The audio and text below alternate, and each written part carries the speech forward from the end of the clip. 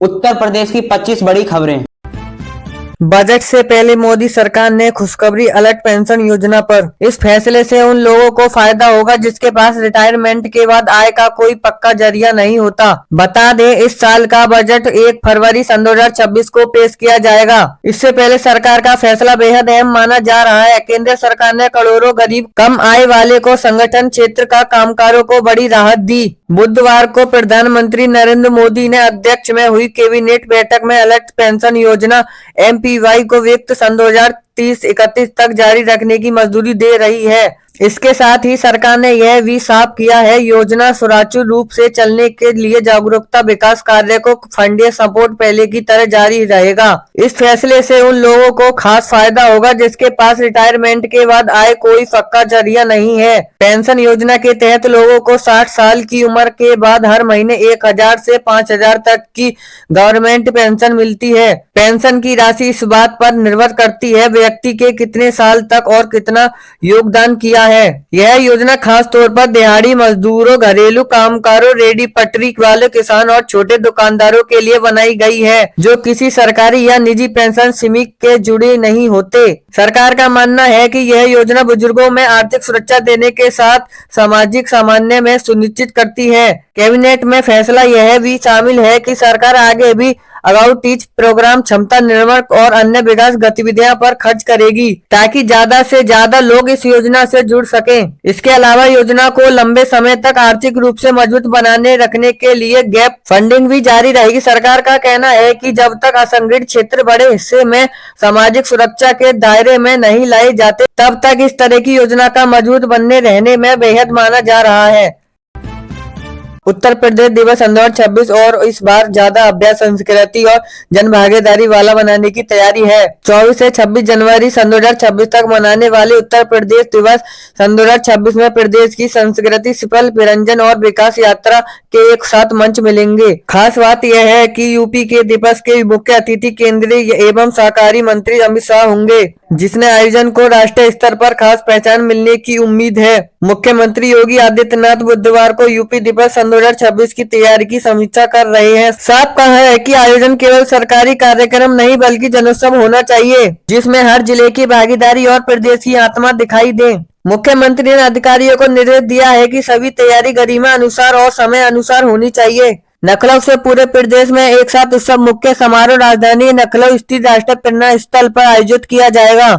इस कार्यक्रम का सीधा प्रदर्शन प्रदेश के सभी जनपदों में किया जाएगा ताकि एक साथ पूरे उत्तर प्रदेश में यूपी दिवस का उत्सव बनाया जा सके। इसके साथ ही सभी जिलों में स्थायी स्तर पर संस्कृति और विकास से जुड़े कार्यक्रम आयोजित किए जाएंगे। एक जनपद एक व्यंजन से मिली यूपी से स्वाद का अनुसार इस बार यूपी दिवस का सबसे बड़ा आयोजन होगा। अंगकुतों में कचौड़ी, सब्जी से लेकर कबाब, मिठाई से लेकर देसी पकवानों तक यूपी में विधान स्वाद के होने पर मौका मिलेगा। यह पहले मजबूत करने की दिशा में अहम मानी जा रही है। संस्कृति उत्सव और ट्रिपल मेले में सजाया जाएगा। यूपी दिवस सन 2026 में विकसित भारत विकसित उत्तर प्रदेश थीम पर आधारित विशेष प्रदर्शनी में ट्रिपल मेला भी लगाया जाएगा। इसमें प्रदेश की विकास यात्रा, इंफ्रास्ट्रक्चर, उद्योग, कृषि, महिला शक्तिकरण, आत्मनिर्भर भारत की झलक दिखाई जाएगी। साथ ही लोक शास्त्रीय और समकालीन कला रूप में आधारित संस्कृति प्रस्तुत होंगे। मुख्यमंत्री ने निर्देश दिए हैं, संस्कृति उत्सव सन 2026 के कार्यक्रम को यूपी दिवस से जोड़ा जाएगा और कलाकारों व दर्शकों के बेहतर सुविधा सुनिश्चित की जाएगी। उन्होंने कहा है कि यूपी दिवस सन 2026 ऐसा आयोजन बनेगा जो प्रदेश की संस्कृति, स्वाद, सफल और विकास दृष्टि को एक साथ दिखाया और हर अंगतु के लिए गर्व और प्रेरणा का कारण बने। शेख आरिफ इस्लामी यानी Indian secular largest assembly of Maharashtra के स्थापित हैं और उनका पूरा नाम शेख आरिफ और शेख राशिद है। वे सन 2014 सन 2019 के बीच वाले गांव सेटल विधानसभा क्षेत्र के कांग्रेस विधानसभा मिले रहे हैं। पिछले हफ्ते महाराष्ट्र में हुए 29 स्थानीय निकाय चुनाव में अधिकांश शहरों में जहां भाजपा ने उसके गठबंधन में जीत दर्ज की है, वहीं मुस्लिम बाहुल्य गांव नगर पालिका में बड़ा उलटफेर देखने को मिला है। यहाँ के मुसलमानों ने मुस्लिम राजनीति ने पैरोकार समझे जाने वाले असदुद्दीन ओवैसी को और उनकी पार्टी को एआईएमआई को करारा झटका लगा।